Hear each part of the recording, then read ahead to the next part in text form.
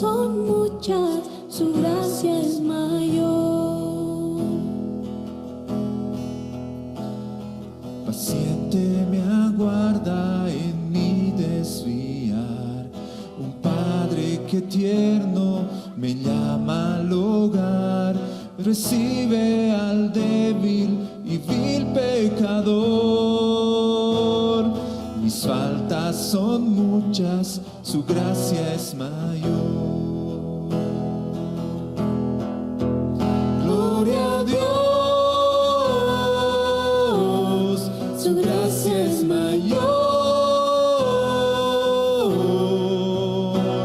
Sus misericordias hoy nuevas son. Mis faltas son muchas, su gracia es mayor.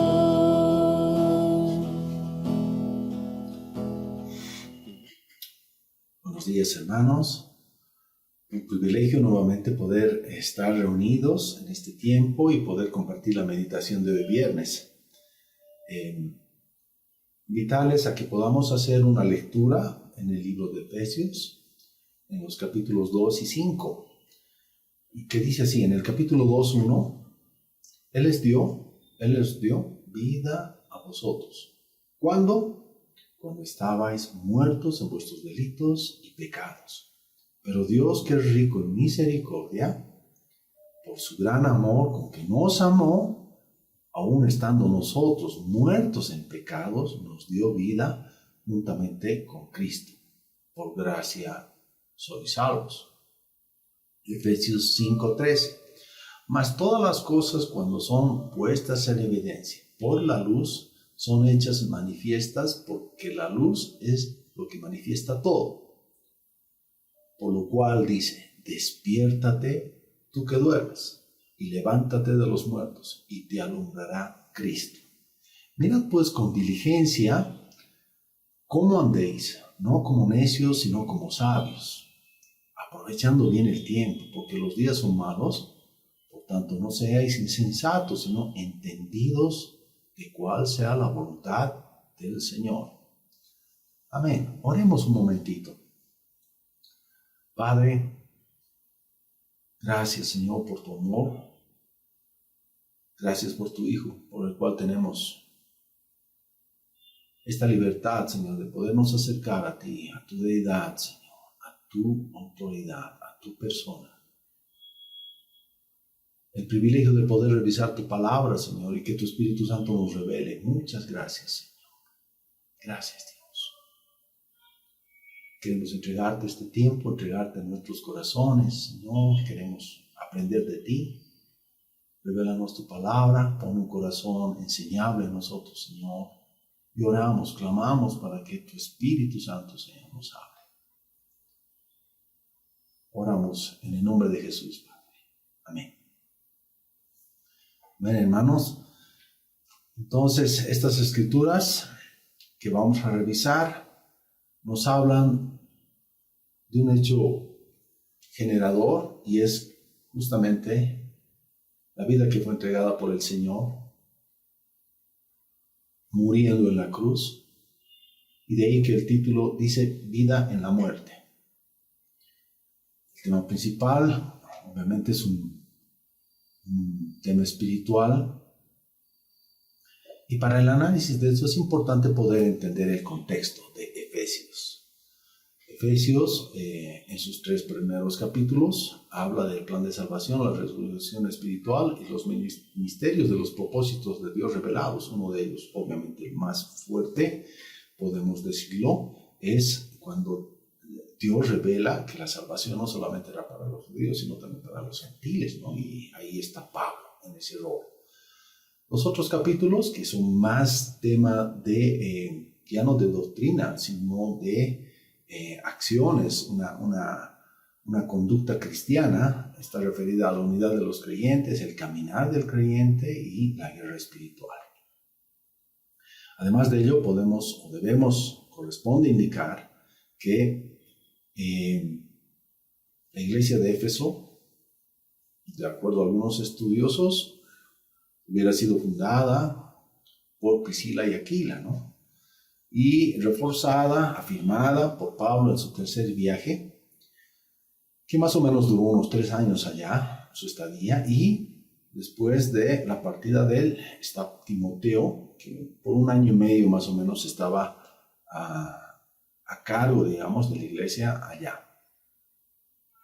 En este tiempo tuvo que enfrentar una lucha dentro de la iglesia por las falsas enseñanzas. Y ahí podemos ubicar en el otro libro de primera Timoteo, capítulo 1, las acciones que habían hecho Himeneo y Alejandro, ¿no? Que parece que eran 2 hombres que tenían jerarquía en la iglesia, que enseñaban, ¿no? Pero que fueron reprendidos, ¿no? Estos, al no entender, comprender la escritura, enseñaban cosas que no iban de acuerdo a la doctrina.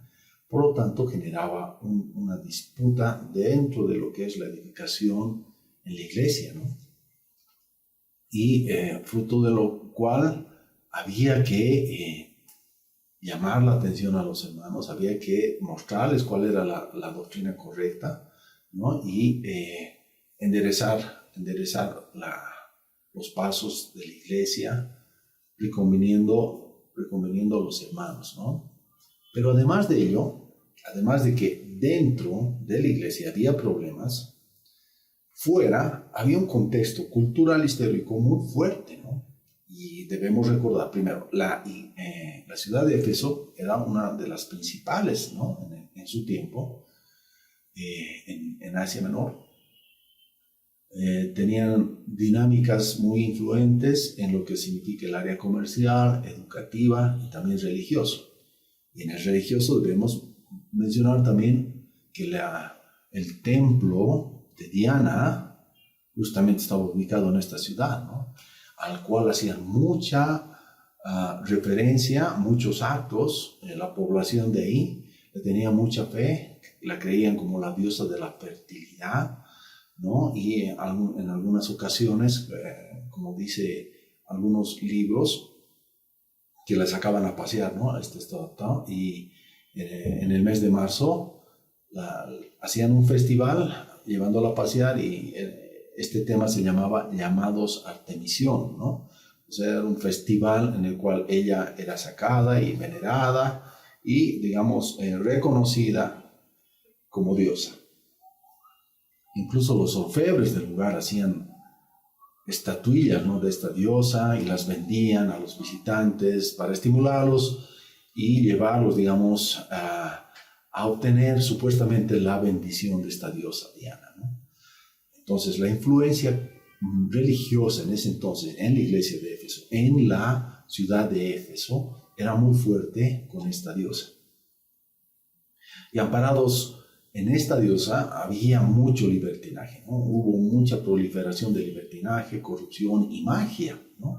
Y todo esto sumió a la gente en una profunda degradación y ceguera espiritual. Ese es el contexto, aún ya, digamos, naciendo de un contexto religioso, traduciéndose en un fruto en el aspecto cultural, social, ¿no? La gente estaba degradada, con mucha ceguera espiritual. Y como muchas otras ciudades claves, esta también fue un lugar de enfrentamiento para las distintas corrientes de pensamiento, ¿no? Tanto griegas como también judías, paganas, folclóricas. Entonces el contexto era bastante complicado.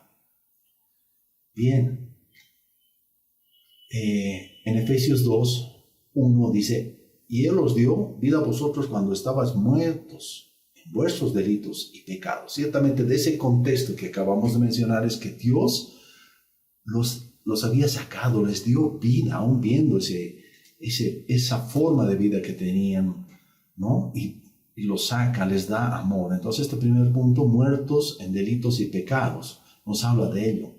Pablo habla a los judíos y gentiles y les manifiesta que vivían abiertamente en oposición a la voluntad de Dios. Y es verdad, de acuerdo a ese contexto, sí era su vida así. Todos ellos vivían en desobediencia por el reino de las tinieblas, ¿no? Y debemos recalcar también que los deseos por sí no son malos, ¿no?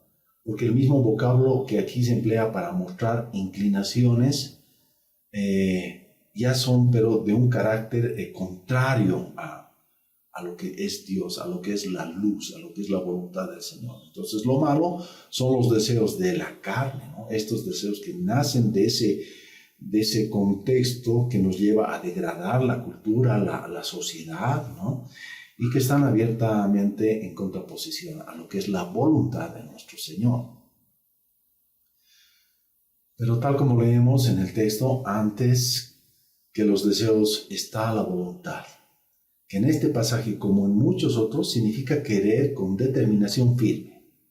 Es por voluntad que pecamos, porque nuestras determinaciones naturales no son hacia el bien, sino hacia el mal. Ese es el contexto carnal.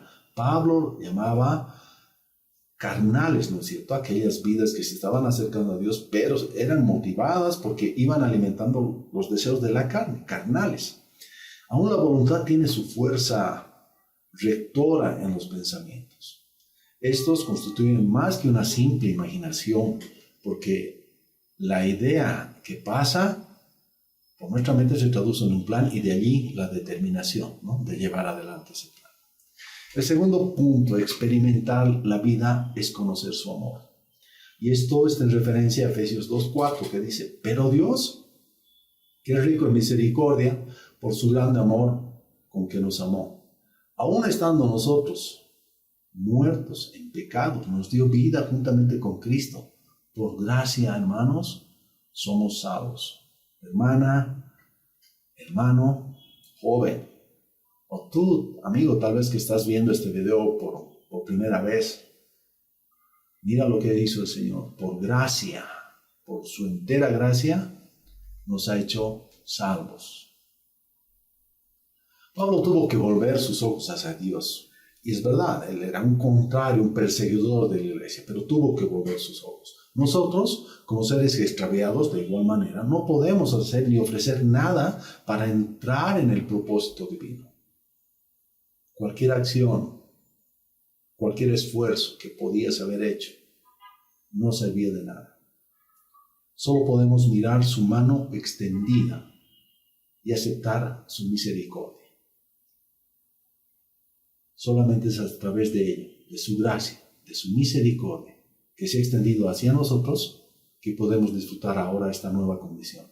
De modo que tanto para los efesios como para nosotros, el pero Dios, con el que establece este pasaje, pero Dios, que es rico, añadió otra dimensión a lo que Él es, mostrándonos que para concretar el plan fue necesario usar otro de sus atributos. ¿Cuál? La misericordia. Entonces podemos decir que Dios no solo es misericordioso, sino que es rico en misericordia. Este modo de abundar en compasión para los perdidos está de acuerdo con las riquezas de su gracia o de su gloria, las que se concretan en Cristo Jesús. Misericordia, gracia extendidas por el Señor a través de su Hijo Cristo Jesús. Y hay una escritura justamente en el mismo libro, Efesios 1:5, que dice: en amor, habiéndonos predestinado para ser adoptados hijos suyos por medio de Jesucristo, según el puro afecto de su voluntad. Hermano, hermana, qué glorioso lo que ha hecho el Señor. En amor, habiéndonos predestinado. No es que tenía una iniciativa, ese espíritu ontológico de nada más hacer las cosas, sino en amor ha hecho las cosas para que tú y yo podamos conocer, podamos caminar en sus cosas. El amor de Dios se mostró como un brazo extendido para rescatarnos. Este brazo es misericordia que nos alcanza donde quiera que estemos. La intervención de Dios produjo un giro radical en nuestras circunstancias, cambiando las tinieblas en luz. ¿Es verdad? Si tú has sido alumbrado por Cristo, las cosas han sido manifiestas y te has debido avergonzar de aquellas cosas que lo hacías por ignorancia o porque eras esclavo de la carne. Pero cuando el Señor viene, esas tinieblas desaparecen.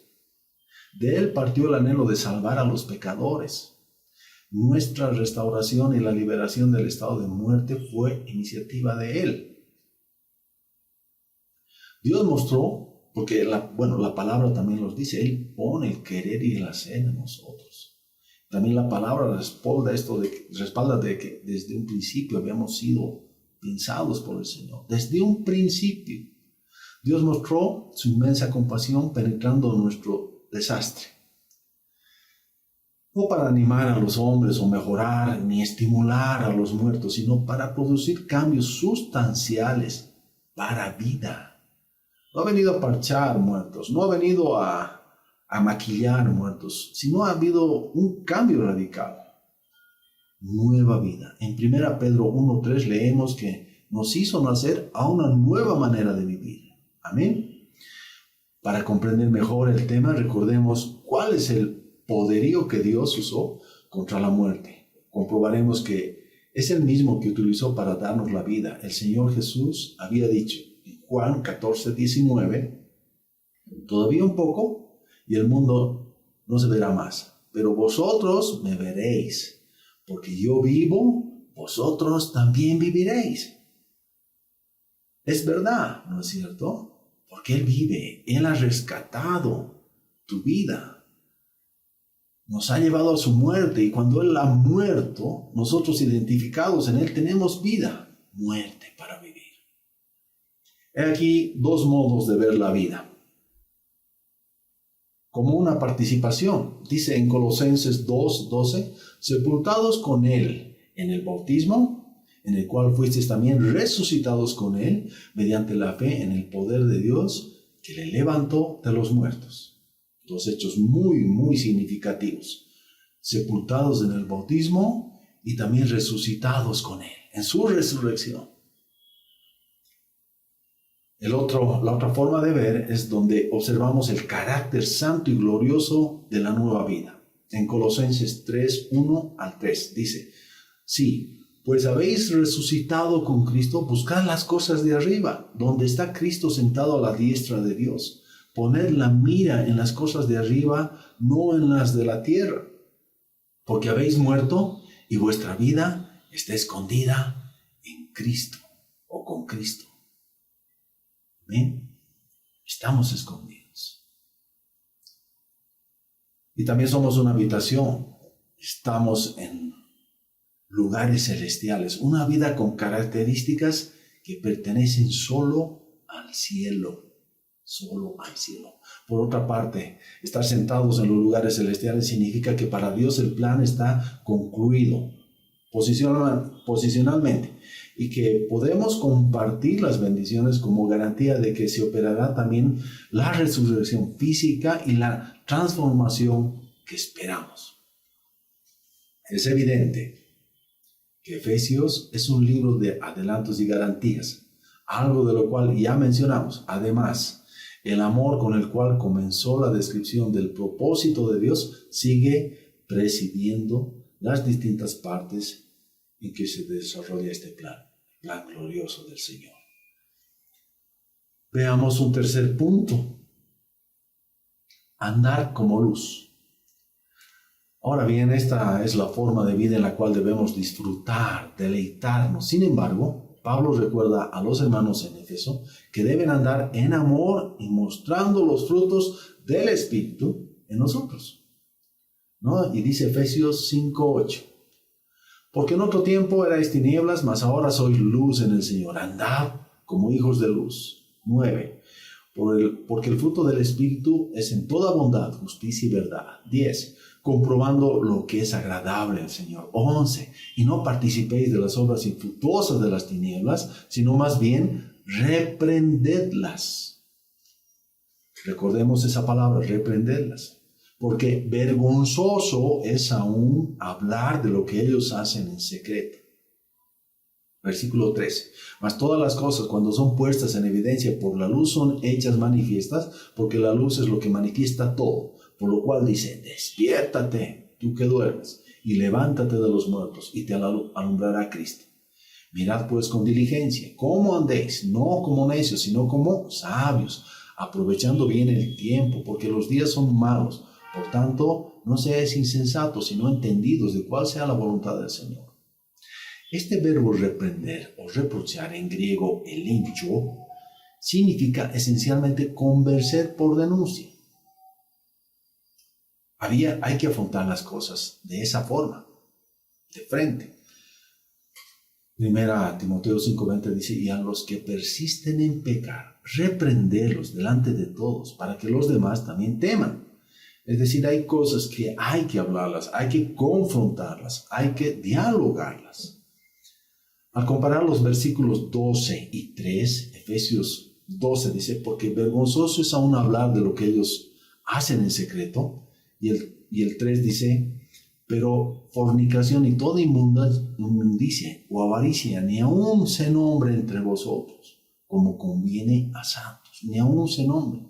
Comprendemos mejor el sentido de lo que es vergonzoso. Y esto está escrito con el griego aistros, que es todo lo opuesto a la modestia y pureza.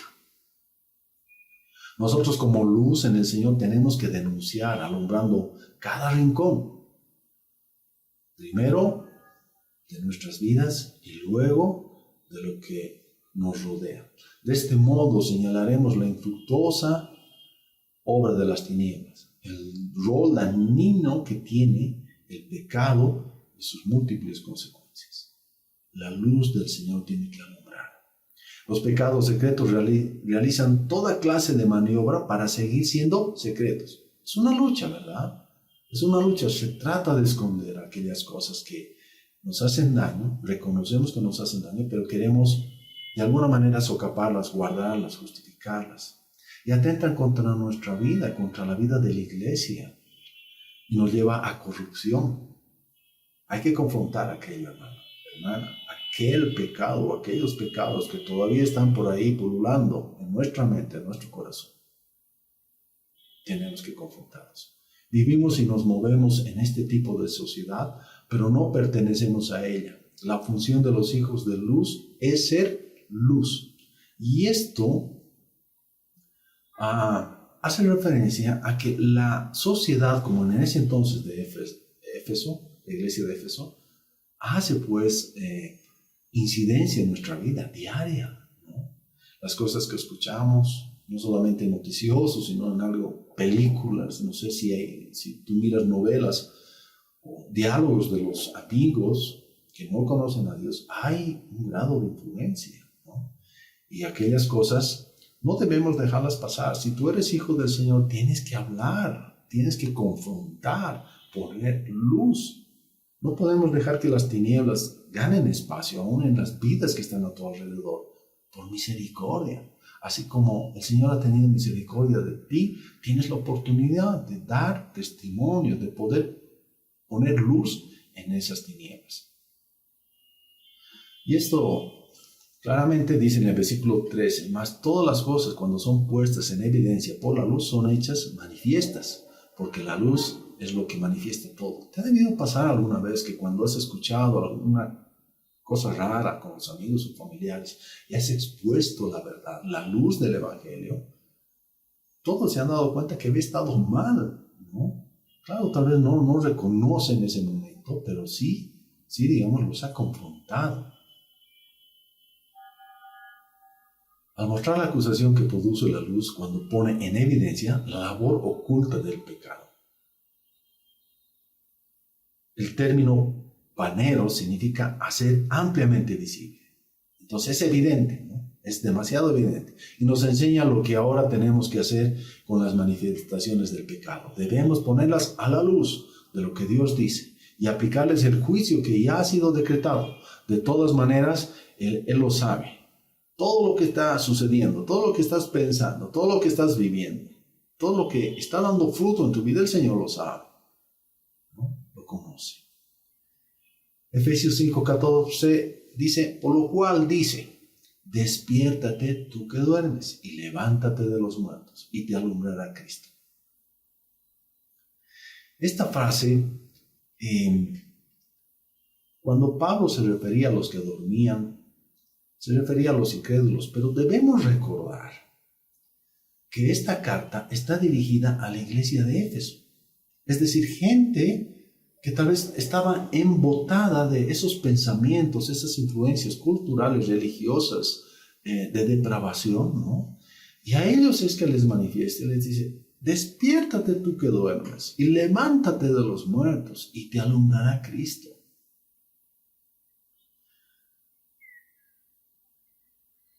Era probablemente una referencia a frases o expresiones que se decían en ese entonces también. Pero este dicho también está compuesto por varios pasajes del Antiguo Testamento. Como por ejemplo en Isaías 26:19, que dice, tus muertos vivirán, tus cadáveres resucitarán, despertad y cantad, moradores del polvo, porque tu rocío es cual rocío de hortalizas, y la tierra dará sus muertos. Isaías 52:1, despierta, despierta, vístete de poder, oh Sión, vístete tu ropa hermosa, oh Jerusalén, ciudad santa, porque nunca más vendrá a ti circunciso ni inmundo. Isaías 60:1, levántate y resplandece, porque ha venido tu luz y la gloria de Jehová ha nacido sobre ti. Estas escrituras del Antiguo Testamento están hablando a los judíos, al pueblo del Señor, donde les dice, levántate, resplandece, despierta, vístete de poder, levántate y resplandece, porque ha venido tu luz. Entonces, Pablo deja de lado los pecados de los gentiles para ocuparse de los peligros que ocasiona a la iglesia. Por cierto que estos versículos tienen un mensaje actual. Vivimos en una sociedad cuya corrupción pone presión sobre los santos, haciendo marchar a los líderes para entonces dañarlo todo. Hay que tener mucho cuidado. Hay que tener mucho cuidado. ¿Qué es lo que escuchas? Y este cuidado no está hablando solamente para los responsables de la iglesia, sino para ti como hermano, para ti como hijo del Señor. No dejes que lo mundano, lo secular, penetre en tu vida y te destruya. Porque sabemos que el enemigo no está jugando. Él quiere matarnos. Él quiere tu muerte. Efesios 5:15, mirad pues con diligencia cómo andéis. Con diligencia. Mirad pues. Todos conocían ya cómo Pablo utilizaba el término andar, que se refería a temperamento santo y ejemplar. En este caso específico dice, con diligencia, en griego akribos, es decir, con cuidado para mantener la precisión indicada por la luz. Poner diligencia es vigilar cuidadosamente qué pensamos, qué hacemos y a dónde vamos. Te lo voy a repetir. Este andar en luz es ponernos en diligencia, vigilar cuidadosamente para ver qué pensamos, qué hacemos y dónde vamos. ¿Decides tú las cosas? ¿Decides a priori? ¿Decides por presión? ¿Decides por quedar bien? ¿O buscas el consejo de Dios? Efesios 5:15, no como necios, sino como sabios. Ser sabio es poseer el conocimiento práctico del verdadero propósito de la vida. Cuando Pablo dijo que todo le era lícito, pero no todo le convenía, estaba mostrando hasta dónde su albedrío estaba sujeto a la conducta del reino de Dios. Apuntemos a eso. La palabra necios, que en griego es asopos, significa sin sabiduría. Esta es la manera de vivir de quienes vagan sin rumbo. Por otra parte, el sabio, que en griego es sophoi, conoce el ambiente, sabe del peligro que le rodea, es consciente de que su vida es como una barca frágil en un mar peligroso y se cuida. La Escritura dice, ¿no es cierto?, que estamos en constante peligro porque tenemos luchas. A diario. No cada semana, no cada fin de semana. No es la lucha cuando pretendes ir a la congregación. La lucha empieza desde que abres los ojos. La lucha empieza desde tu primer pensamiento cuando despiertas. ¿No es cierto? ¿No es verdad? Y debemos estar alertas. Debemos ser sabios. Sabios. Los que desean obedecer al Señor serán alumbrados por Cristo. Él no arroja luz sobre cualquiera, sino sobre los que ama, sobre aquellos que tienen voluntad. ¿Cuáles son las claves para el nuevo estilo de vida? Efesios 5:16, aprovechando bien el tiempo, dice, ¿no? Para los días que son malos. ¿Cuáles días son malos? Todos ellos. 5:17, por tanto no seáis insensatos, sino entendidos en cuál sea la voluntad del Señor. Para los efesios, la vida en las tinieblas había sido un tiempo perdido. La vida en la indecisión, un tiempo mal gastado. ¿Y qué es lo que no podemos recobrar, hermanos? Es realmente el tiempo. Nosotros vivimos una experiencia similar porque el carácter cristiano está muy relacionado con nuestro enfoque del tiempo y con la manera en que establecemos nuestras prioridades.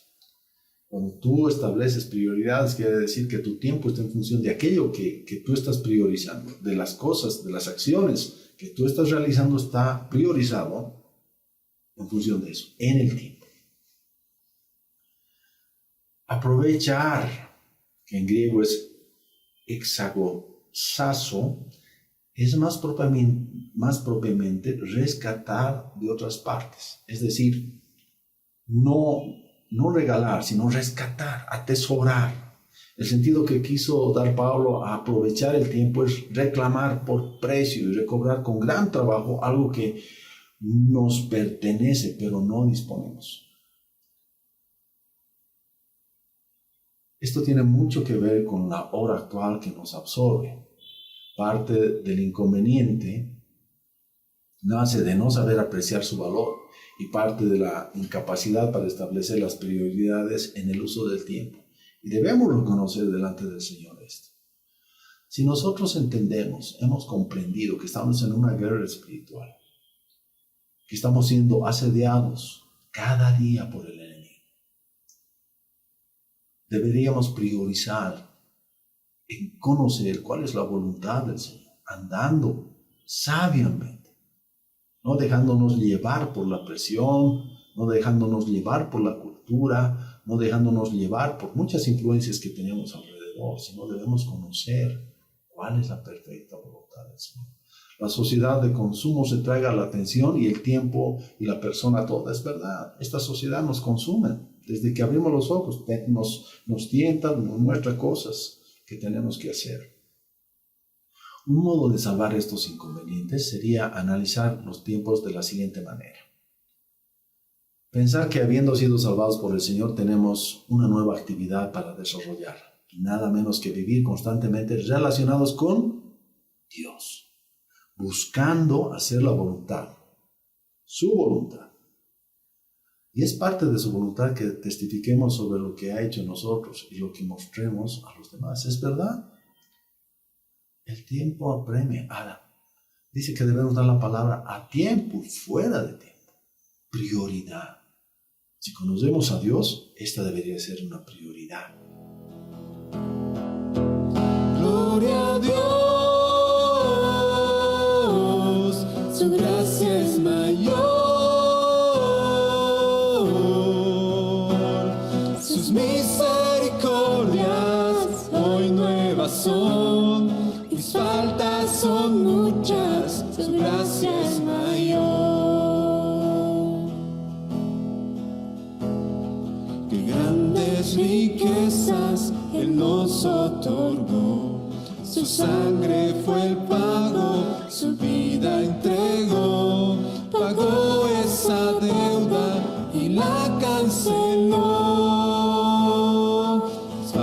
Son muchas, su gracia es mayor.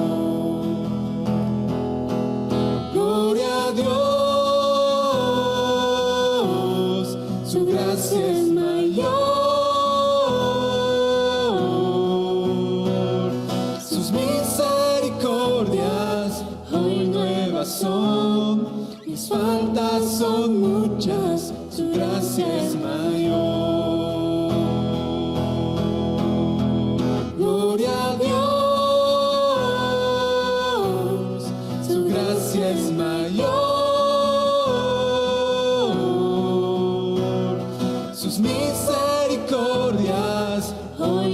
razón. Mis faltas son muchas, su gracia es mayor.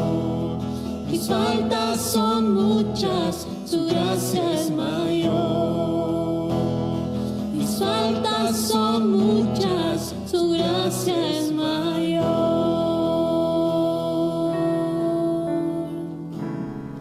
Esperamos que el mensaje de hoy haya sido de bendición para tu vida. Si necesitas consejería o apoyo en oración, por favor no dudes en contactarte. Escríbenos a los siguientes números de WhatsApp. En la Ciudad del Alto, al número 719-05-791. 719-05-791. En la zona central, al número 732-11-354. 732-11-354. En la zona sur, al número 75 25 70 56. 75 25 70 56. Que Dios te bendiga.